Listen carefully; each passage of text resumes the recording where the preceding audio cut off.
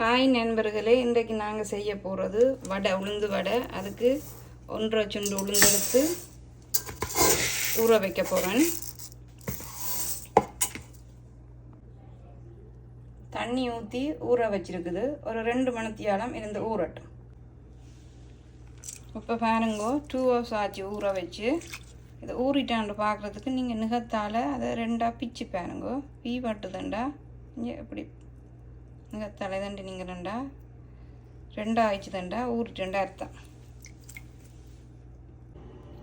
பாருங்க, இப்போ ஊறினா அப்புறம் 2 தினம் கழுவி எடுத்து வச்சுருக்குறோம். இனி நாங்கள் கிரைண்டருக்கு போட்டு அடிக்க போகிறோம். கிரைண்டருக்கு தண்ணி விடாமல் அடிக்கணும். இப்போ பாருங்க, கிரைண்டருக்கு போட்டு அடிக்கிறேன். சில நேரம் அடிபடாது, கல்லாவே நிற்கும். அப்படியே நீங்கள் அதுக்கு ஒரு சொட்டு தண்ணி விட்டு, கிணக்க தண்ணி விட்டால் தண்ணியாக போயிடும். தோசை மாவுக்கு அடிக்கிற மாதிரியெல்லாம் ரொம்ப தண்ணி விடக்கூடாது. ஒரு கொஞ்சம் தண்ணி விட்டு அடியுங்கோ. அடிச்சுட்டு எடுத்தா சரி. இப்போ பாருங்க, உளுந்து அரைச்சி எடுத்துட்டேன். இனி அதுக்கு தேவையான பொருட்கள் என்னென்னா, கருவேப்பிலை, 4 பச்சை மிளகாய், ஒரு பெரிய வெங்காயம், 1 கரண்டி பெருஞ்சீரகம், 1 கரண்டி உப்பு எடுத்து வச்சிருக்குது. இனி இது எல்லாத்தையும் இதுக்குள்ளே போட்டு கிளற வேணும் நல்லா.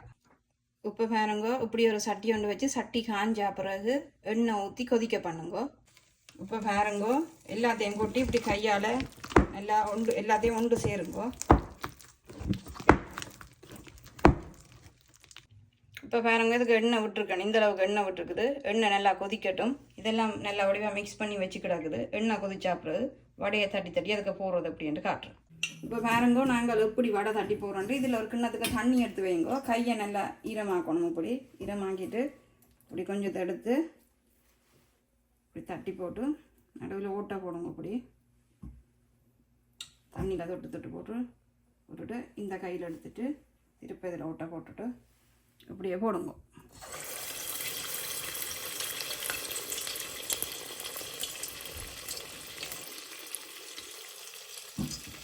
இப்படி தண்ணியில் நிறச்சி போட்டு ஓட்டை போட்டுட்டு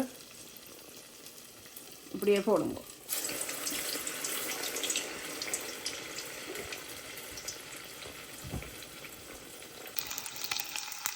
இப்போ பாருங்க, 3 வடை போட்டு காட்டினான். பொரிஞ்சு கொண்டு இருக்குது. ஒரு பக்கம் பொரிஞ்சிட்டுது. இப்போ பாருங்கோ, இனி நாங்கள் கரண்டியை வச்சு இப்படி மற்ற பக்கம் திருப்பி விடணும்.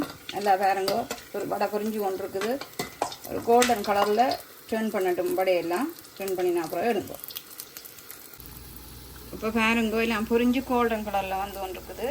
இப்படி ஒரு சட்டிக்குள்ளே பேப்பர் வச்சுட்டு அப்போ தான் எண்ணெயை வச்சுட்டு எல்லாத்தையும் எடுத்து அதுக்குள்ளே போடுங்க. இப்போ பாருங்க, 2ஆம் தரம் போட்டிருக்கேன். பொரிஞ்சு வந்துருக்குது. முதல் தடவை போட்டது பொரிச்செல்லாம் எடுத்துட்டேன்.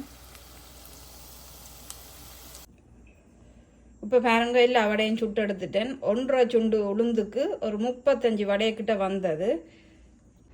இப்போ பாருங்க, இதான நாங்கள் வடை சுட்ட எண்ணெய். பாருங்க, எண்ணெயும் ரொம்ப இழுக்கையில். என்னடா நீங்கள் உளுந்த நேரம் ஊற விடக்கூடாது. 2 மணித்தியாலம் காணும் ஊறுறதுக்கு. கணக்கு நேரம் ஊற விட்டீங்கன்னா நிரம்ப எண்ணெயே முழுக்கும்.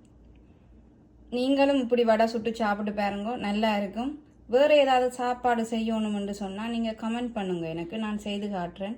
தேங்க்யூ ஃபார் வாட்சிங்.